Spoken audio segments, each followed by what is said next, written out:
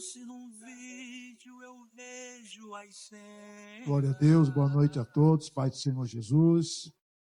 Hoje é um dia de celebração, porque hoje nós estamos vendo aí um cenário, né, mundial, e nós estamos aqui hoje celebrando a Páscoa. E sempre que é o dia da Páscoa, eu gosto de falar principalmente sobre esse tema, né, irmãos? Para conscientizar a todos a importância da Páscoa quando se deu a Páscoa, né? Então, a Páscoa, ela tem sim importância para a igreja, para nós que somos crentes em Jesus, nosso Senhor. Então, nós vamos, nessa noite, eu quero falar alguma coisa relacionada sobre isso, né? E isso também é um esclarecimento, né, para cada um de nós. Eu quero fazer aqui duas leituras bíblicas. Eu quero convidar os irmãos a acompanhar comigo. Nós vamos ler em Êxodo, no capítulo 12. Vamos, aqueles que têm a Bíblia, por favor.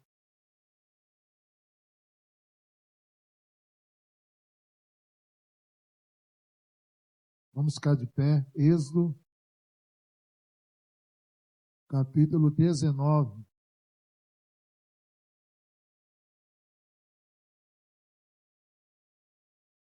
Capítulo 12. Êxodo, capítulo 12. Nós vamos ler a partir do versículo 1 em diante, aonde se deu a origem da Páscoa. Porque às vezes a pessoa pensa que Páscoa é o coelhinho, não? E Páscoa ela tem origem lá em Êxodo 12. Os irmãos encontraram? Versículo 1 diz assim: a epígrafe do texto fala sobre a instituição da Páscoa. Diz assim a palavra de Deus: o Senhor disse a Moisés e a Arão na terra do Egito: este mês será para vocês o principal dos meses. Será primeiro mês do ano. Falem a toda a congregação de Israel, dizendo: no dia 10 deste mês, cada um tomará para si um cordeiro. Tomará o quê? Segundo a casa dos pais, um cordeiro para cada família. Mas se a família for pequena, para um cordeiro, então o chefe da família convidará o seu vizinho mais próximo, conforme o número de pessoas, conforme o que cada um puder comer. Aí vocês calcularão quantos são necessários para o cordeiro. Verso 5. O cordeiro será sem defeito, macho, de 1 ano, podendo também ser um cabrito. Vocês guardarão o cordeiro até o 14º dia deste mês. E todo o ajuntamento da congregação de Israel o matará no crepúsculo da tarde. Verso 7. Pegarão um pouco do sangue e o passarão nas 2 ombreiras e na viga superior da porta, nas casas em que o comerem. Verso 8. Naquela noite comerão a carne assada no fogo, com pães sem fermentos e ervas amargas. Não comam do animal nada cru, nem cozido em água, porém assado ao fogo, a cabeça, as pernas e as vísceras. Verso 10. Não deixem nada do cordeiro até pela manhã. O que, porém, ficar até pela manhã, queimem. É assim que vocês devem comê-lo. Já prontos para viajar com as sandálias nos pés e o cajado na mão. Vamos orar.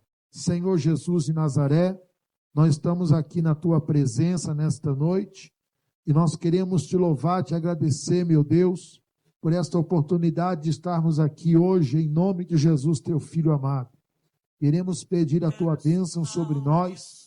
Fala conosco, ó Pai, e nos abençoa em nome de Jesus. Antes de você tomar assento, sempre peço, vire para o teu irmão, diga para ele: Deus te trouxe aqui hoje e Deus tem uma bênção especial para a sua vida nesta noite, em nome de Jesus.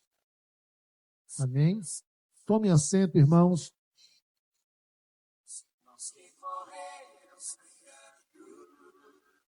Eu quero falar aqui nessa noite uma palavra relacionada a esse momento que o mundo está vivendo, que nós sabemos que isso tornou-se, na verdade, um verdadeiro comércio, perdeu o verdadeiro motivo da celebração da Páscoa. É como a palavra de Deus diz, irmãos, que eles pervertem as coisas boas, os bons ensinos. E a gente vê a correria do povo desesperado atrás de chocolate, mas aqui não tem ninguém viciado em chocolate, tenho certeza. Tem umas irmãs aqui, se botar o chocolate na frente delas, devora tudo, irmão. E pergunta: tem mais não, pastor? Não, tem umas irmãs aqui que tem cara de chocolateira, irmãos. Hã? Então hoje, esse momento é o momento onde as pessoas estão aí, uma correria só, no intuito de celebrar a Páscoa. E a gente vê que no local de Cristo colocaram um coelhinho da Páscoa. E a gente vê que as pessoas, colocam na cabeça da criança que a Páscoa está relacionada a coelhinhos, com chocolate, com ovos de chocolate. Mas nós, como os bons cristãos que somos, não podemos deixar de celebrar a Páscoa. Mas nós não celebramos como eles celebram. Eles tiraram o verdadeiro memorial de celebração, que é Jesus, e colocaram no lugar um coelhinho. Então, pouco se fala de Cristo na Páscoa, e se fala mais de coelhinho, e é propaganda de coelhinho correndo, e é propaganda de coelhinho com ovo na mão, e é propaganda de coelhinho, e é foto de coelhinho, e é gif de coelhinho, e é animação de coelhinho, e quando escreve Páscoa tem que ter um coelhinho embaixo, ou seja, perverteram o que era santo, transformaram aquilo que representava algo relacionado a uma libertação em profanação. E não se fala mais em Cristo, não se fala mais no verdadeiro motivo de celebração da Páscoa.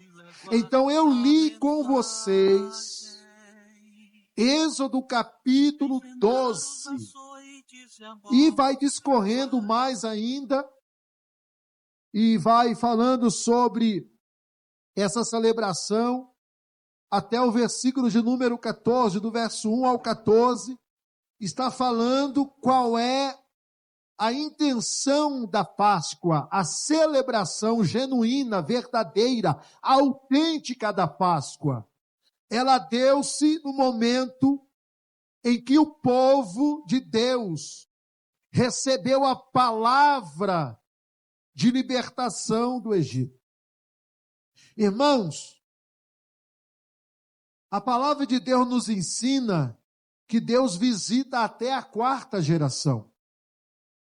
Agora vocês percebem que quando completou 4 gerações aprisionadas no Egito, então veio a libertação.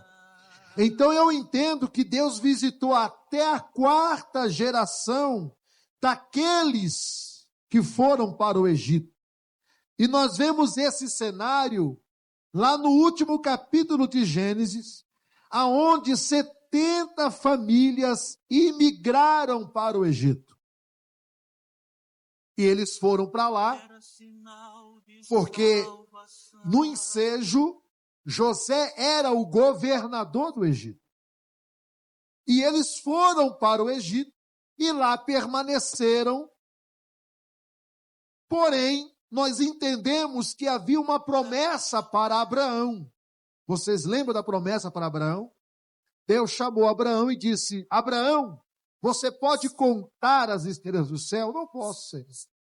Abraão, você pode contar as areias do deserto? Não posso, Senhor. Pois é, assim será a sua descendência. Porque eu já preparei para a sua descendência, para o meu povo, uma terra que mana leite e mel. Uma terra prometida. Aí o que aconteceu, irmãos? Eles foram para o Egito e lá permaneceram. Só que eles tinham que entender que eles estando ali no Egito, não era um local permanente.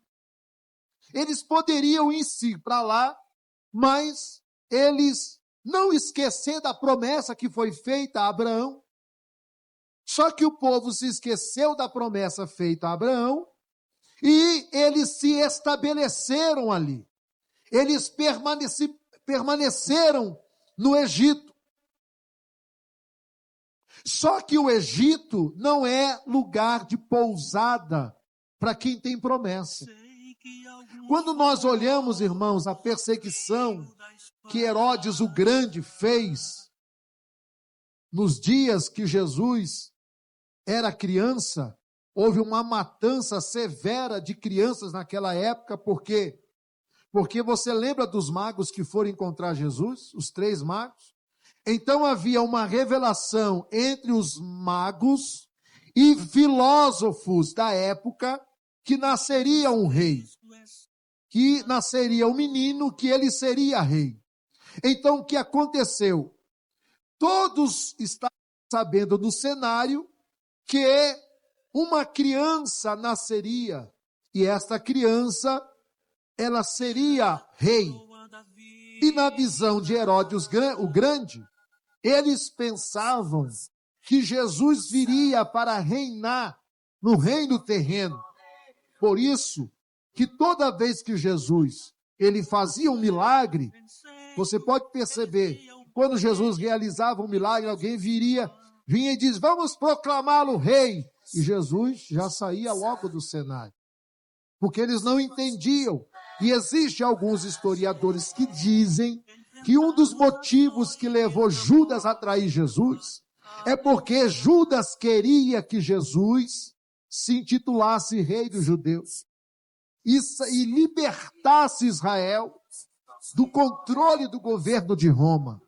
Então, quando houve a profecia, a revelação entre magos, entre os leitores de astros e estrelas que nasceriam rei, Herodes, o Grande, mandou matar as crianças de 2 anos para baixo.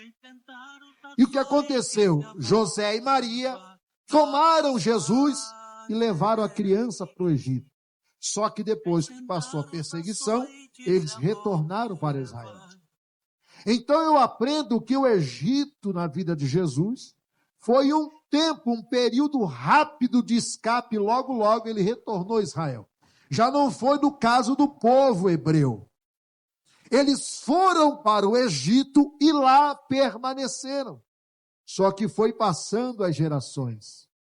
E como Deus havia dito que tinha uma promessa para o povo, eles foram se multiplicando. Passou a primeira geração, os primeiros 100 anos. E o povo foi multiplicando. Passou a terceira geração e o povo foi crescendo e se tornou em milhares. O texto diz, na saída do Egito, que tinha cerca de 600 mil homens, fora mulheres e crianças. Numa contagem bem racional, eles falam que havia cerca de quase 3 milhões de hebreus. Agora você imagina um montante desse no Egito. Quando chega na terceira geração, que era quase 300 anos que eles estavam ali já, as gerações vinham. Os faraós viam o crescimento do povo e disseram, vão aprisionar esse povo aí que eles estão crescendo. E se eles se unirem, vão se fortalecer e eles vão tomar o nosso governo. Então vamos fazer o quê? Vamos subjugar Israel. E Deus visitou até a quarta geração. Ou seja, até a quarta geração sofreu com a maldição de Deus. Por quê? Porque lá não era a terra da promessa. Você já viu, irmãos? Presta atenção nesse quadro aqui. A pessoa sai da igreja. Parece... Você já viu as irmãs que gostam de cozinhar? Quando você tira a pressão do feijão e sai aquela fumaça, a pressão sai, né, da panela, aí você abre ela sem perigo. Quando a pessoa se desvia, acontece a mesma coisa. Ela pensa assim, ei, falou que ia ser tanta coisa, que nada, olha só como é que está aqui, está uma maravilha aqui no mundo. Porque o diabo pinta um cenário de facilidade. Por isso que a Bíblia fala, irmãos, que haverá perdão de multidão de pecado que aquele que conseguir ganhar de volta um desviado. Primeiro, que aquele que desvia da igreja, se ele tinha uma legião de demônios, vem mais 7 em cima dele. Se ele tinha um demônio, vem mais 7.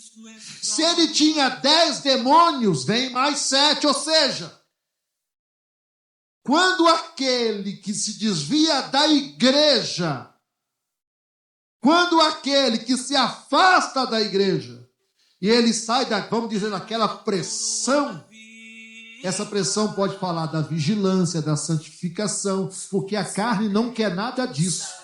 A carne não quer que você santifica, a carne não quer que você ora, a carne não quer que você congregue, a carne não quer que você ouça a palavra, a carne não quer que você renuncie o adultério, a prostituição. Então você, a carne, quando você está vivendo para Deus, ela vive sob pressão. E quando a pessoa, ela se desvia, é como Israel, irmãos. Eles saíram e foram para o Egito, mas não era para permanecer. Poderia ser até um escape por um período, como foi com Jesus, mas eles logo retornaram. Eles poderiam pousar lá sem problema, porém eles tinham que prosseguir a jornada. Eles tinham que prosseguir para a promessa de Abraão.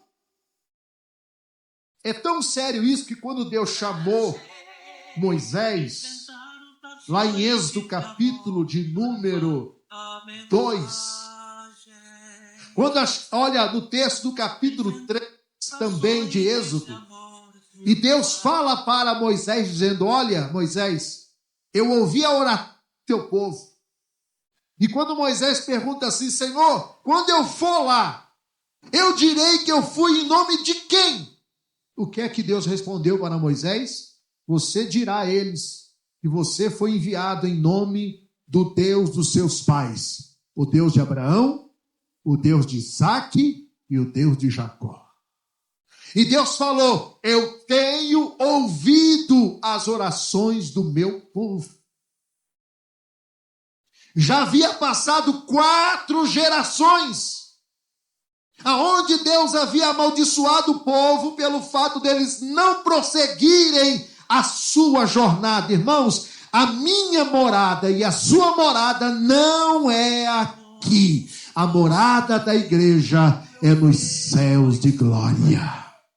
A Bíblia diz: não ameis o mundo e nem aquilo que nele há. Aleluia, você deve trabalhar, você deve estudar, você deve aqui na terra prosperar, você deve lutar para a sua sobrevivência, você deve lutar para vencer.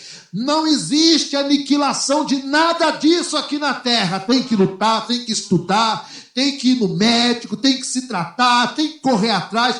Nós não somos extraterrestres, irmão. Este corpo está na carne. Nós temos que viver aqui de acordo com as coisas, com as leis da terra. Mas entendendo uma coisa: eu não sou deste lugar. Existe um céu de glória. Existe uma promessa, aleluia, para a igreja. Que um dia a trombeta vai tocar e o Senhor vai tomar a sua igreja, a sua noiva aqui da terra. Quem crê nisso, levante a mão para glorificar Jesus. Preste atenção que quando nós chegamos aqui para falar da situação da Páscoa, e quando Moisés é levantado por Deus, ele vai lá e Deus usa ele. E Deus colocou um cajado na mão de Moisés. Abre a sua mão direita. Abre bem assim, eu quero profetizar. Eu quero profetizar que nessa noite, que Deus está colocando um instrumento de autoridade nas suas mãos aqui hoje.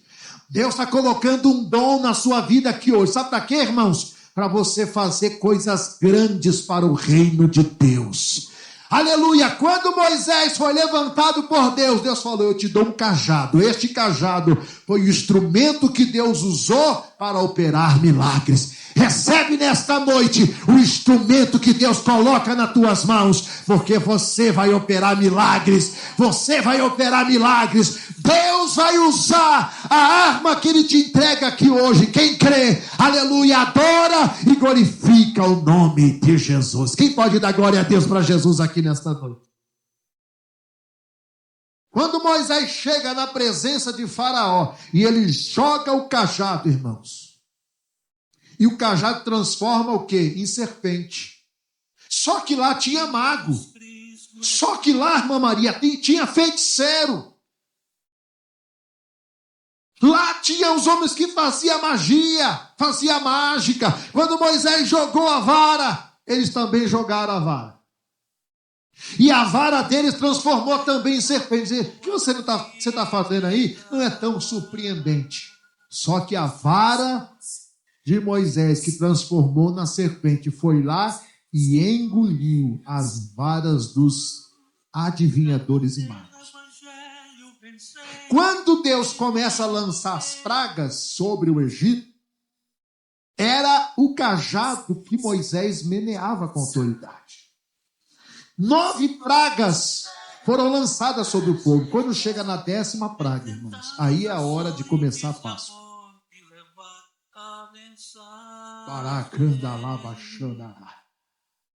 Porque Deus disse assim: se preparem, porque chegou a hora da grande libertação do meu povo da terra do Egito. E Deus trouxe para ele conforme eles deveriam fazer. Eles não fizeram do jeito deles. Irmão, se você almeja algo de Deus, deixa Deus fazer como Ele quer. Amém, irmãos? Deixa Deus trabalhar como Ele quer, não é como eu quero. Porque se você achar que Deus vai fazer o que você quer, você vai se frustrar. O que eu tenho que orar. Se eu quero uma cura, eu vou orar para Deus me curar, amém, irmão? Se eu quero uma porta aberta, eu vou orar. A Bíblia diz, olha, pede, recebe, bate, se abre, e aquele que busca vai achar. Eu tenho que orar. Eu não posso cruzar os braços e dizer, faz o quê? Irmão, nunca fale assim, seja o que Deus quiser. Não faça isso, irmão, pelo amor de Deus. Não faça isso. Deus não agrada dessa conversa. Não, irmão, você tem que ter foco. Você tem que saber o que você quer. Não, seja o que Deus quiser. Não, irmão, o crente não vive do jeito que Deus quiser. Você tem que ter um foco. Em cima do seu foco é que Deus vai agir, irmãos. Em cima do que você pedir, do que você colocar em oração, é o que Deus vai agir.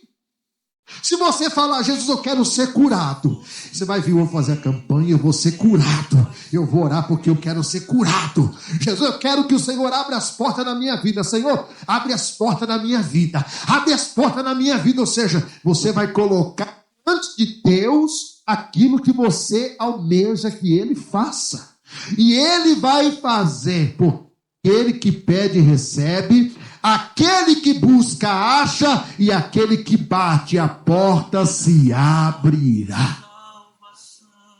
Aí Deus traçou para ele, irmão, como é que tem que ser. Tem que ter uma celebração, porque é a hora da libertação. Eu quero profetizar nesta noite a libertação da tua casa, a libertação da sua família, em nome do Senhor Jesus Cristo. E Deus então começa no capítulo 12 a dizer para eles como é que tinha que ser. Porque é Deus que tem que traçar o negócio, irmão. Não adianta a pessoa achar que vai ser do jeito dela. Não é. É do jeito do Senhor. Coloca a sua meta, coloca o seu propósito, e Deus vai te orientar. O Espírito Santo vai trazendo você no caminho certo, que é a vontade dele. O Espírito Santo vai conduzindo você no caminho que é dele para a sua vida. Se você crer, você verá a glória de Deus. E ele diz, olha as regras. Olha as regras que Jesus, que o Senhor cita para o povo. Presta atenção. Não tenha a sua Bíblia aberta. Vamos lá em Êxodo 12. Por gentileza, faça isso. Vamos aqui na Bíblia. Olha as regras que o Senhor traz em Êxodo capítulo 12 para celebrar a Páscoa.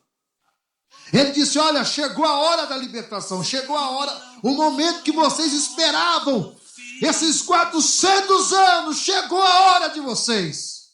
Deus está dizendo, nesta noite, está chegando a sua hora, está chegando o seu momento aqui, aleluia. Primeira coisa que ele diz, no dia 10, no verso 3, no dia 10 deste mês, cada um tomará para si um cordeiro. Repita, um cordeiro. Um cordeiro por família, irmãos. Aí o texto continua dizendo o seguinte, que não podia ter sobras. Se a sua família fosse pequena, você teria que convidar seus vizinhos para participar com você. Você prestou atenção que na leitura até as vísceras do cordeiro tinha que ser assado e comido, não podia sobrar nada. Eu aprendo uma coisa, que sem o cordeiro na nossa vida não existe libertação.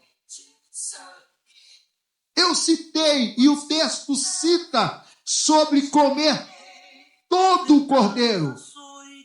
Isso está dizendo, irmãos, que você não deve pegar só as partes doces do cristianismo. Só os direitos. Mas cadê os deveres? Como crente. Como aquele que diz que ama a Deus. Tem pessoas, quando chega a hora que ele tem que santificar e não santifica.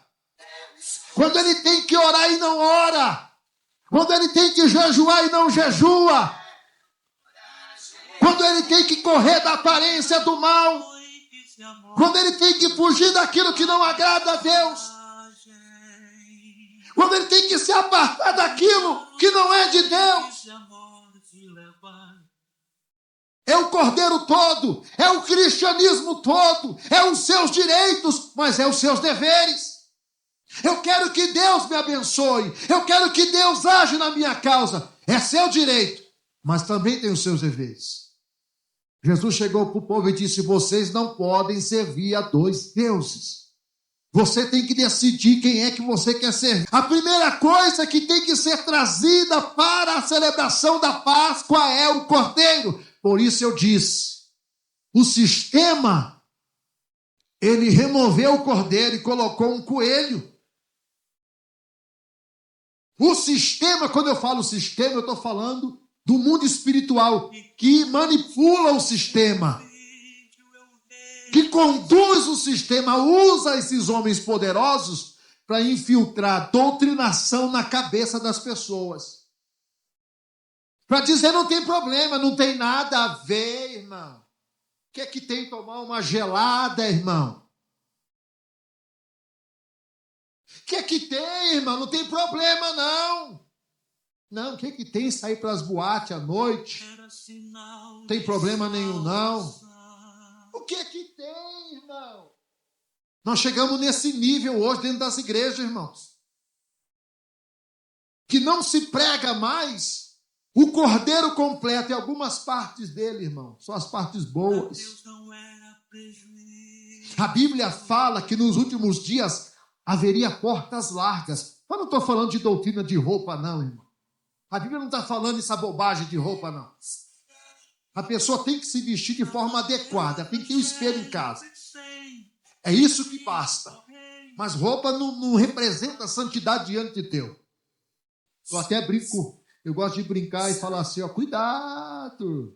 Para brincar, para descontrair. Você está tomando banho sem roupa, hein? Cuidado, que Jesus vai voltar e você vai ficar. Vamos tomar banho de roupa, é uma brincadeira. Não tem nada a ver com isso. Porta larga, é isso aí que a gente está vendo, gente. Isso é porta larga. Não precisa transformação. Não precisa renúncia. Não precisa comer o cordeiro. Vamos colocar o coelhinho no lugar do cordeiro. Vamos tirar o cordeiro. Vamos pegar a sua parte boa do cordeiro. E vamos deixar as sobras. Mas Deus falou que não é para deixar sobra. Não, isso aqui a gente não quer, não. A gente só quer isso aqui.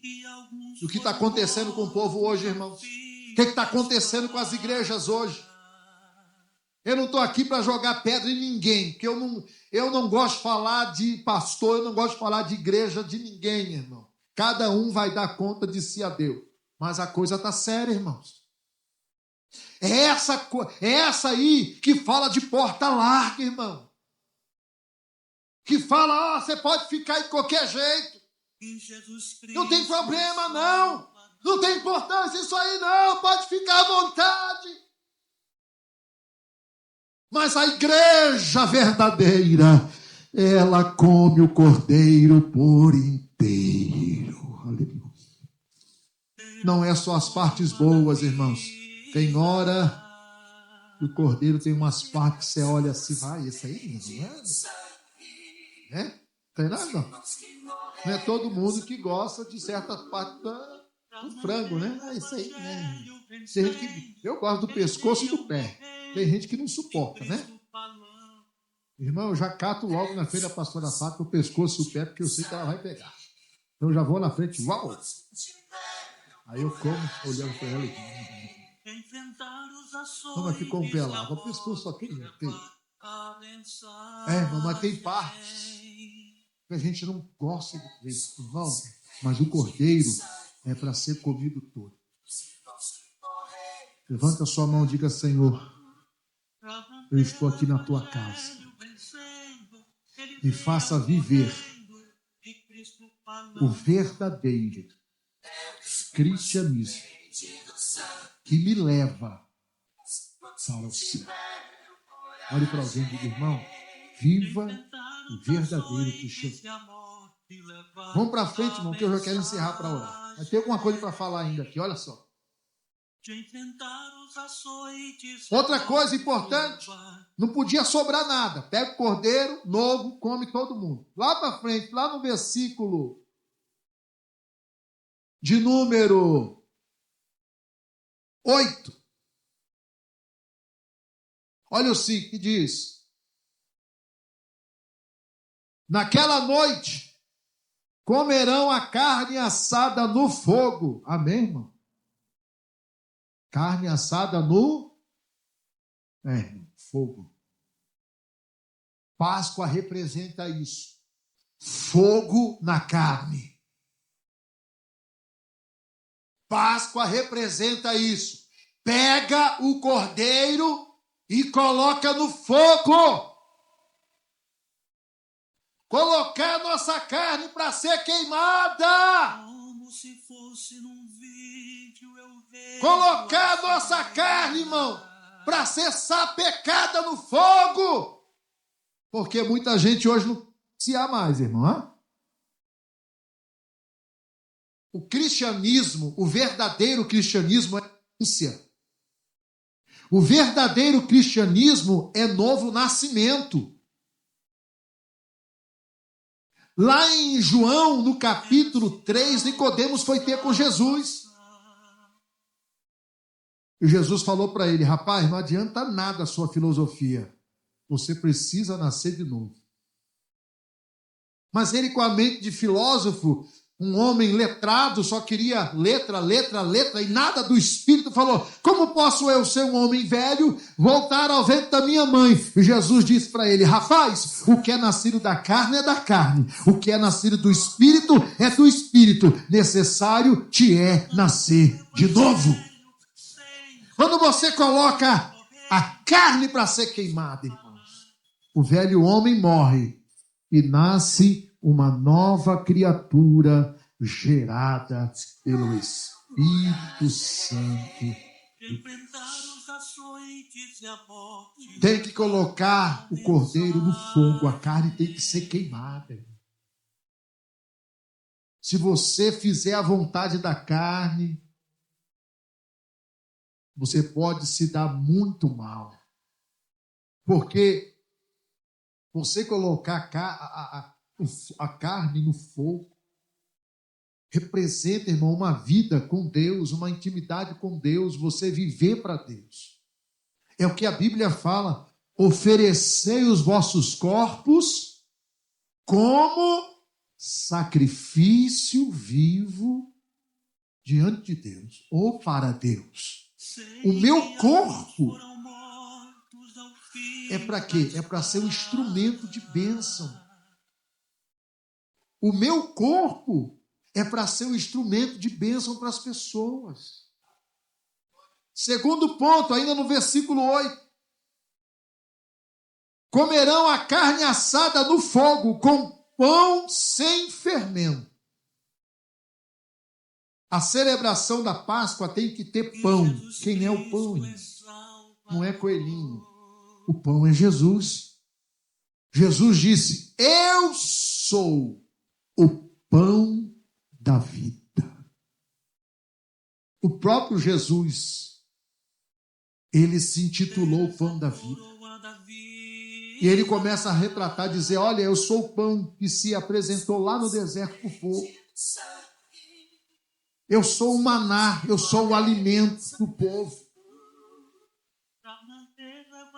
Na celebração da Páscoa tem que haver pão. Mais uma vez, falando de Jesus. Aí vem esse sistema, vem esse principado, essa potestade manipuladora da sociedade. E quer tirar o pão e quer colocar ovo de Páscoa. Ovinho de chocolate, irmão. Coelho nem ovo bota, irmão. Olha a manipulação. Deus falou: olha, é cordeiro assado e é pão. Aí tira o cordeiro e coloca coelhinho, e no lugar do pão coloca ovo de Páscoa, ovo de chocolate para o povo comer. Para tirar o pão. Mas a igreja dele se alimenta do pão verdadeiro. Aleluia. Aleluia. Levanta a mão e diga: Jesus, eu estou comendo pão aqui nessa Páscoa. Aleluia. Dê um abraço a alguém e diga: irmão, coma o pão. Aleluia. O pão na Páscoa é Jesus de Nazaré. E para encerrar, irmãos, terceiro elemento para a celebração da Páscoa: ervas.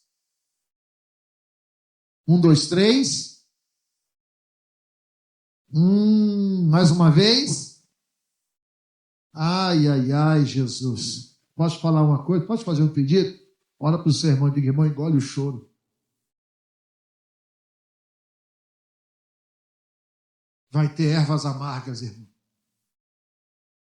Ervas amargas. Páscoa é isso. Ervas amargas. Tinha cordeiro, tinha pão. E quando eles iam degustar, eles colocavam as ervas amargas para quê? Para dar um sabor diferente. Sabe o que é isso? Equilíbrio, temperança, domínio. O crente tem que ser equilibrado. A Bíblia diz, não sejais demasiadamente justo. Você tem que ter equilíbrio. Tem que saber ponderar. A Bíblia fala, não seja formalista. Aquele que é formal, ele não crê em nada que é espiritual. Tudo para ele, irmão, é formal, é formal. E você também não pode se tornar um fanático, que tudo é demônio, irmão.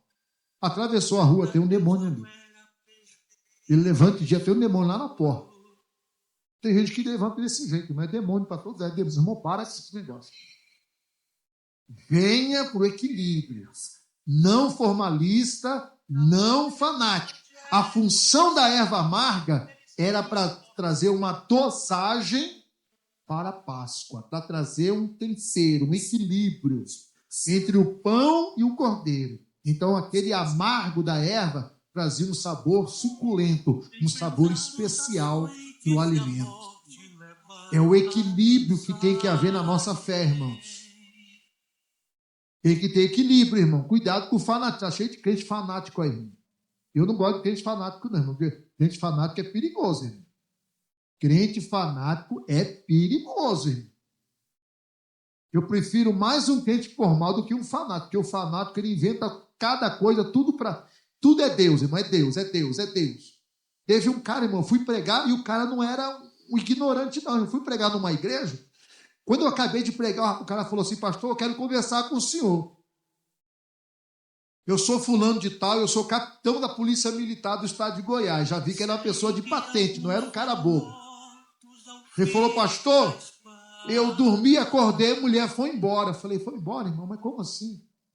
Pastor, já é a 5ª mulher que vai embora. Eu falei, meu Deus do céu.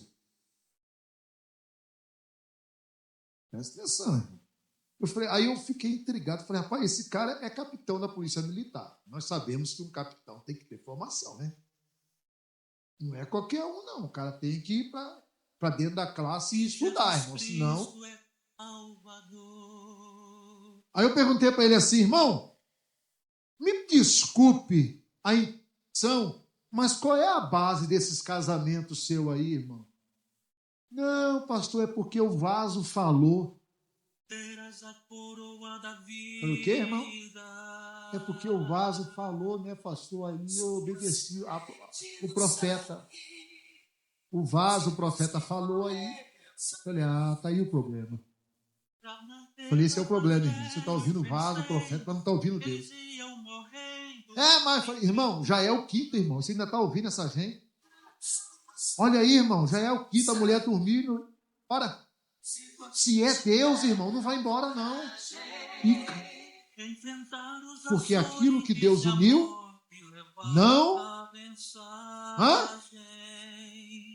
não separe o homem, e muito menos o diabo, irmão. Eu disse para ele, irmão, você está um pouquinho desequilíbrio. É perigoso, irmão, você pegar gente desequilibrada. Eu tenho pena, irmão, quando pego os pobres coitados. Quando eu vou lá no monte orar, irmão, eu vejo aqueles caras chegar de caminhoneta lá, aqueles irmãozinhos assim, sabe?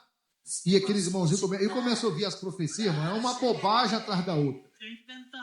Eu falo, meu Deus, como é que pode cair numa conversa dessa, irmão? E tem gente que fica usando isso, irmão, para querer manipular as pessoas. E a pessoa não conhece, não tem conhecimento nenhum, tadinha. Caiu na mão de um desses. Vai depenar ele, irmão, vai arrancar tudo que ele tem. E eu fico ouvindo, irmão. Por isso, irmão, que eu tenho cuidado. Eu tenho cuidado, irmão. Porque eu sei, irmão, Eu sei, eu conheço essa. Quando chega lá. Falei, vai, irmão, vai para lá, vai. Não, varão, eu tenho não, irmão, vai com seu recado para lá, some daqui. Se Deus tiver que falar, vai falar aqui. Vai, some daqui. Eu não vim aqui para receber profecia, não. Vai embora. Ei, varão, irmão, muito soberbo, sou soberbo, irmão. Cai fora daqui, não quero saber nada. Não quero, se Deus vai falar, eu estou aqui, irmão. Eu não estou em pecado, estou em jejum, estou em oração. Se tiver que me exortar, me matar, vai me matar aqui, irmão. Vai, vaza daqui. Não deixa, irmão. Porque tem gente perigosa, irmão, usando isso para manipular as pessoas. E eu tenho pena, irmão. Quando cai na mão, misericórdia, irmão, vira peteca. Cuidado, irmão. Com gente que quer te manipular, com revelação, com profecia. Eu creio em tudo isso, irmão. Eu creio em profecia, creio nos dons. Mas, quem guia a minha vida é a palavra, tá, irmão? Não é profecia de ninguém, não. Não é profecia, não, irmão. Deus está dizendo que agora é para entrar. Aí o crente besta, hein? Agora, irmão, Deus está falando que é você sair. O crente besta sai. Irmão, agora Deus está falando que você lê sem salmo. Não, crente, lê sem salmo. Cuidado, irmão, com essa gente. Eles ficam procurando uma presa. Procurando alguém para dominar. Eu não tenho, irmão, nunca no meu ministério. E olha que eu já tenho anos, já passei de 30 anos crente, irmão. Nunca no meu ministério. Eu usei dom de Deus para manipular ninguém. E tem gente que falou assim, rapaz, se eu tivesse o dom que você tem, eu estava rico. Aí eu falo assim, irmão, eu não uso dom de Deus para ficar rico, nem para fazer coisas ilícitas. Eu uso o dom de Deus para fazer a obra de Deus com sinceridade. Você acha que eu não sei como é que essa turma faz, irmão? Eu sei tudo, irmão, do jeito que eles fazem. Mas eu não faço. Sabe por quê, irmão? Porque o meu futuro não é aqui, não. Muitos vão dizer naquele dia, Senhor, em teu nome eu profetizei. Muitos vão dizer, irmão, se prepara. Muitos vão dizer, Senhor, em teu nome os demônios. Muitos vão dizer, Senhor, em teu nome eu entreguei tanta revelação e profecia. Eu não quero isso não, irmão. Por quê? Porque eu quero ir para o céu. Quantos querem ir para o céu comigo? Fica de pé em nome de Jesus. Vamos orar nesta hora. Senhor, nosso Deus e nosso Pai, nós queremos te louvar, te agradecer por estarmos aqui nesta noite, ó Pai. Muito obrigado. Hoje estamos celebrando a Páscoa na tua presença. Estamos aqui, Senhor, celebrando a libertação do povo do Egito. Celebrando nossa libertação do mundo. Levanta a mão e diga, Jesus, o Senhor já me libertou do pecado, do mundo, da carne. E eu estou aqui na tua casa. E eu quero viver até o dia que Jesus